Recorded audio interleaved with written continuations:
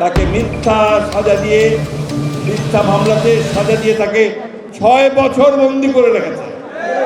2 বছর ওই আপনার পুরনো ঢাকার সেই একেবারে ইমোর দৌড়া এরকম একটা ঘরের মধ্যে বন্দি করে রেখেছিল।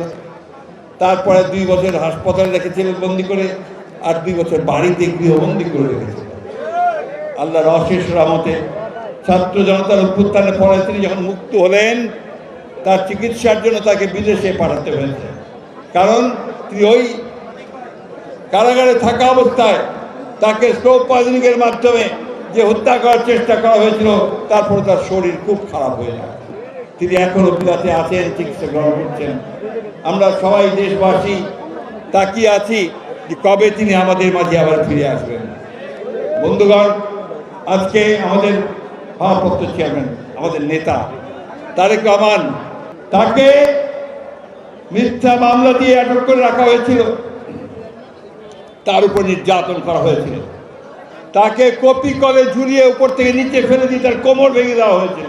83টা মামলা দিয়ে তাকে দেশে যেন না আসতে পারে তার ব্যবস্থা করে। গণতন্ত্রের জন্য যদি কোনো আপোষ করেন নাই, বারবার চেষ্টা করা হয়েছে বিএনপিকে ভেঙে ফেলার, বিএনপির লোককে ভাগিয়ে নিয়ে যাওয়ার চেষ্টা করছে না, বহু চেষ্টা হয়েছে। একমাত্র যে ওই ব্যারিস্টার শাহজাহান ওমর ছাড়া আর কাউকে নিতে পারে না। এবং আজকে অন্যান্য রাজনৈতিক দল যারা একই সঙ্গে আমাদের সঙ্গে ফ্যাসিস্ট বিরোধী আন্দোলন করেছেন, তাদেরকেও রেহাই দেয় নাই। এমনকি আমাদের আলেম উলামাদেরকে পর্যন্ত রেহাই দেয় নাই। আমরা ভুলে যাই নাই সেই শাপলা চত্বরে আমাদের আলেমদেরকে, এতিমদেরকে নির্বিচারে হত্যা করার কথা আমরা ভুলে যাই নাই। আমরা ভুলে যাই নাই জামাত ইসলামের নেতাদেরকে ফাঁসি দেওয়ার কথা। আমরা ভুলে যাই নাই আমাদের নেতা সালাউদ্দিন কাদের চৌধুরী সাহেবকে ফাঁসিতে ঝুলানোর কথা। কোন অপরাধ ছিল না তাদের, তাদের একটাই অপরাধ ছিল যে তারা গণতন্ত্র চাইতো, অধিকার চাইতো। তার অধিকার, আমরা দেশের মানুষের অধিকারের জন্য আন্দোলন করতে।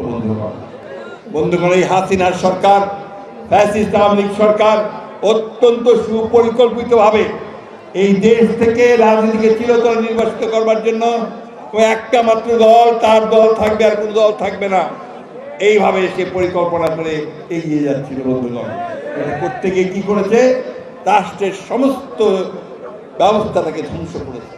সব যে সমস্ত ইনস্টিটিউশন, অর্থাৎ আপনার প্রতিষ্ঠানগুলো আছে, এই প্রতিষ্ঠানগুলো ধ্বংস করেছে। সবচেয়ে আগে ধ্বংস করেছে নির্বাচন ব্যবস্থা। ভোট দিতে যেতে পারবেন না, ভোট যেতেই দিতে যাবে না, তাই না?